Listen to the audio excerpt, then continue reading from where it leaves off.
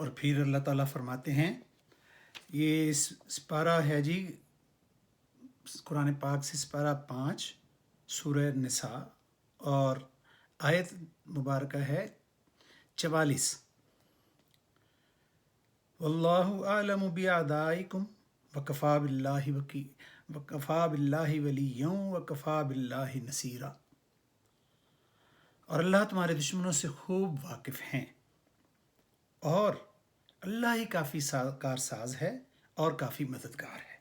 اب اور پھر سورہ پارہ 5 میں ہی سورہ النساء ہی ہے، اور آیت نمبر ہے 80۔ وہاں اللہ پاک فرماتے ہیں وَتَوَكَّلْ عَلَى اللَّهِ وَكَفَى بِاللَّهِ وَكِيلًا، اللہ ہی پر بھروسہ رکھو اور اللہ ہی کافی کارساز ہے۔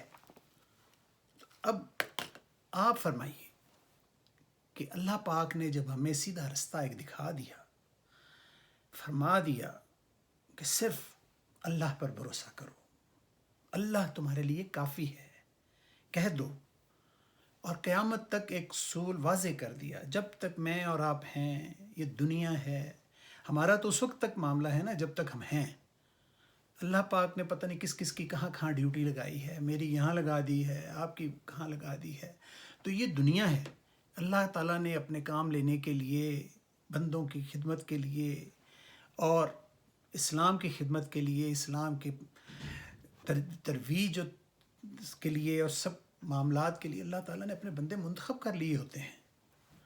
تو میں آپ سے ہی یہ سوال کرتا ہوں کہ آپ ہی بتائیں کہ جب ایک کلیئر حکم آ گیا تو میرا کہیں پہ کسی اور درگاہ پہ، کسی اور جگہ پہ، کوئی اور یہ جو دکانیں کھول کے بیٹھے ہیں جانا بنتا ہے؟ میں نے کبھی غور کیا ہے کہ اللہ پاک نے جب یہ کہہ دیا کہ میں کافی ہوں، مددگار بھی ہوں، کارساز بھی ہوں، اور پھر چاہیے ہی کیا؟ وہ کہتا ہے کہ میں تمہاری رگے جہاں سے قریب ہوں، تم مجھے بلاؤ، مجھ سے مانگو، چھپ چھپ کے مانگو، چپ چپ کے مانگو، باہر بیٹھ کے مانگو، کھڑے ہو کے مانگو، جیسے بھی جس حالت میں بھی ہو مانگو تو صحیح۔ صرف اللہ ہی ہے جو آپ کے لیے، میرے لیے ہم سے محبت کرتا ہے، بغیر غرض کے محبت کرتا ہے۔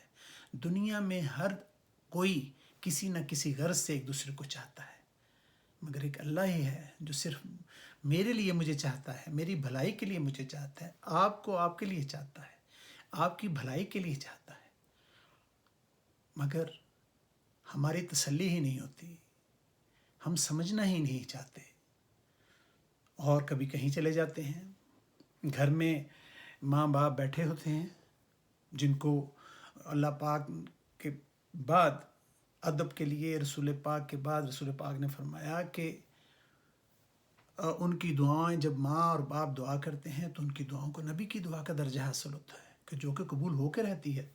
ہم ان سے دعائیں نہیں کرواتے، ان کی خدمت میں نہیں بیٹھتے، بلکہ وہ میں اس موضوع پہ انشاءاللہ پھر آپ سے تفصیلی بات کروں گا، حقوق العباد پہ اور ماں باپ پہ، اور جس طرح ٹائم ہوتا ہے جاتا ہے میں انشاءاللہ آپ کے پاس حاضر ہوتا رہوں گا اور واضح کرتا رہوں گا۔ آج کا میرا موضوع چونکہ حسبی اللہ پہ ہے اور اسی ہی طرف ہم چل رہے ہیں کہ شاید میں کسی ایک پہ واضح کر سکوں کہ مجھے کہیں اور نہیں جانا، مجھے کسی دکان پہ نہیں جانا، مجھے کسی سے جا کے نہیں کہنا کہ تم وسیلہ بنو میرے لیے، نہیں۔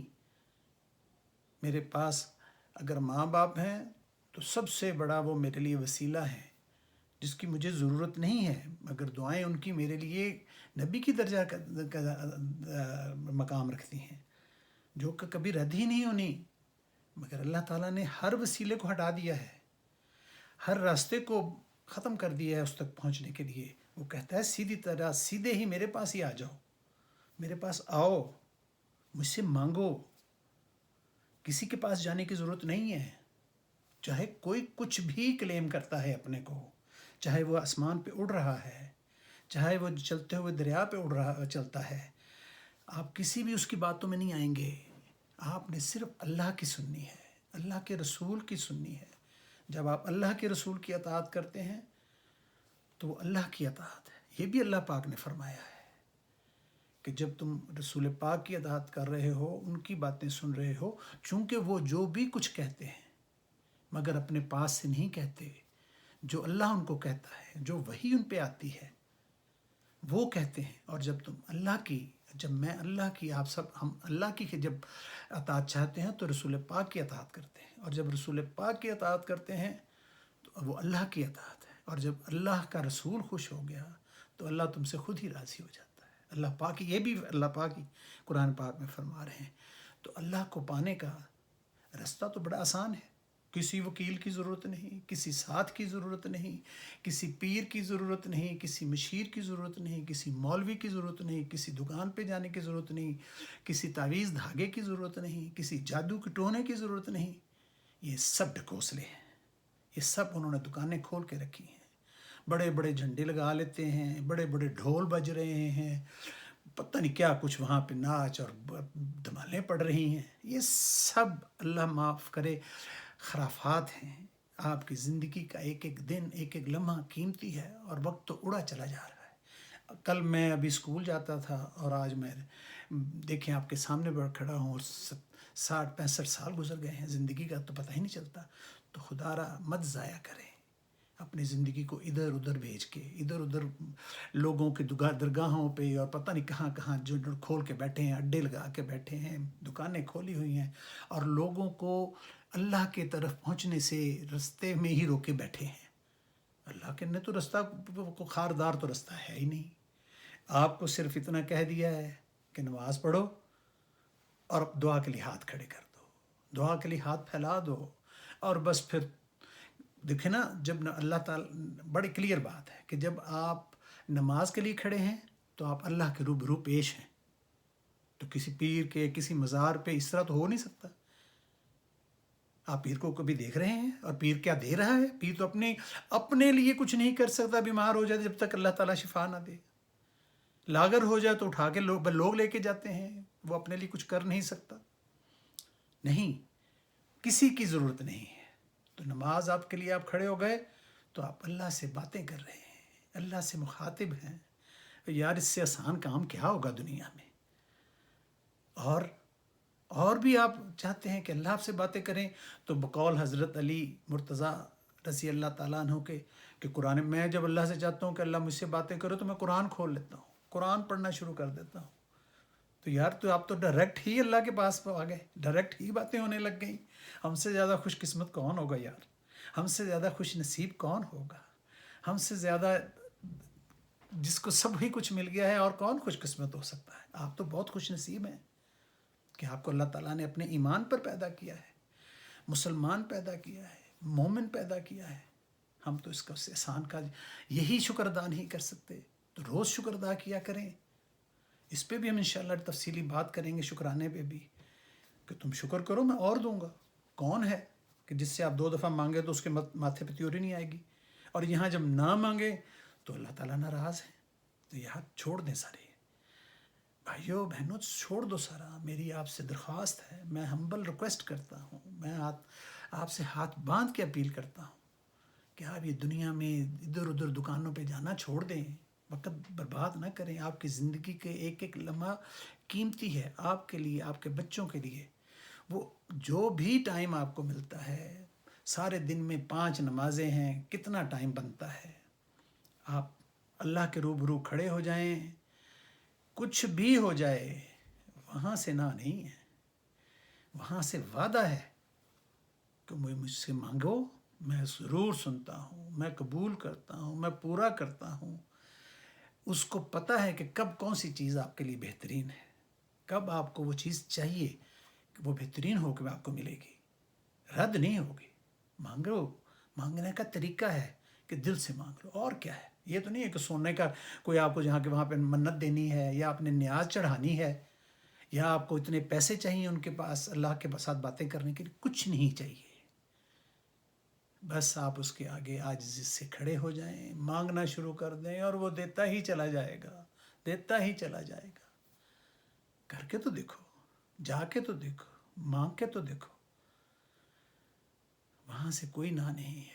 سب بیچ میں سے جتنے بھی رستے ہیں، جتنے بھی واسطے ہیں، وسیلے ہیں، جو بھی کوئی کہتا ہے کہ وہاں مولوی صاحب کے پاس جاؤ، یا وہاں فلانے کے دکان پہ چلے جاؤ، وہاں فلانے کی قبر پہ چلے جاؤ، وہاں جا کے دھاگا باندھ آؤ، وہاں جا سے تعویذ لے آؤ، وہاں جا کے یہ وظیفہ لے آؤ، قرآن پاک کی ہر آیت ہی وظیفہ ہے، ہر آیت مبارکہ ہی شفا ہے۔ اس پہ بھی بات کریں گے انشاءاللہ، تفصیل سے بات کریں گے، بس مانگنے کا انداز ہی ایک ہونا چاہیے، اور وہ بھی بڑا سادہ ہے یار، کہ سب کچھ چھوڑ کے اس پہ بھروسہ کر لو، اس کو سمجھ لو کہ وہ میرے لیے کافی ہے۔ یہی اس کا تقاضا ہے، یہی اس کی ڈیمانڈ ہے کہ مجھ پہ بھروسہ کرو۔ اللہ پاک فرما رہے ہیں مجھ پہ بھروسہ کرو، مجھ سے ہی مانگو، یہ شریک نہ بیچ میں لے کے آؤ کہ یہ فلانا پیر صاحب کا واسطہ ہے، فلانے جو ہیں فلانے صاحب ہیں ان کا واسطہ ہے، یہ نکال دو بیچ میں سے، کسی کی ضرورت نہیں ہے۔ ڈائریکٹ مانگو،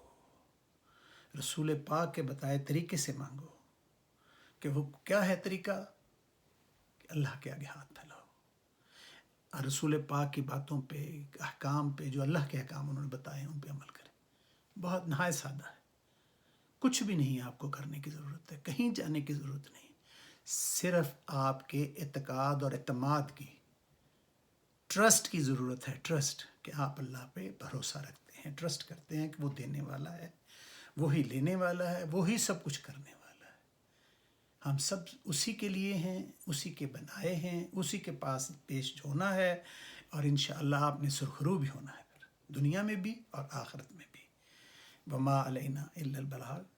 دوسری میری ویڈیو تک اور دوسری دفعہ بات کرنے تک انشاءاللہ وہ شفا پہ اور قرآن پاک کی حکمت پہ بات کریں گے، اور حقوق العباد پہ بھی بات ہوگی، حقوق الوالدین پہ بھی بات ہوگی، اور دنیا کے مسائل پہ بھی بات ہوگی۔ اگر آپ کا کوئی معاملہ ہو، مسائل ہوں، تو آپ مجھے فرمائیے، انشاءاللہ اس پہ بھی ڈسکس کر لیں گے، اس پہ بھی بات کریں گے قرآن اور حدیث کی روشنی میں، کیونکہ میں اس سے باہر نہیں جانا چاہتا، میں اور کوئی کتاب پڑھنا نہیں چاہتا، میں کسی ریفرنس کو مانتا ہی نہیں، جب تک وہ قرآن میں موجود نہیں مجھے وہ اس پہ بھروسہ نہیں، اور جو قرآن میں ہے وہ حدیث میں ہے، اسی پہ میرا بھروسہ ہے، اور اسی پہ میرا ٹرسٹ ہے کہ یہی اللہ کے صحیح احکام ہیں۔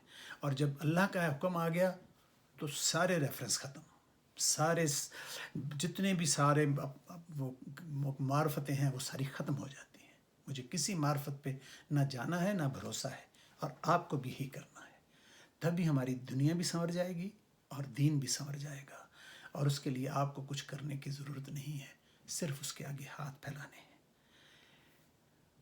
والسلام، اللہ حافظ و نگہبان۔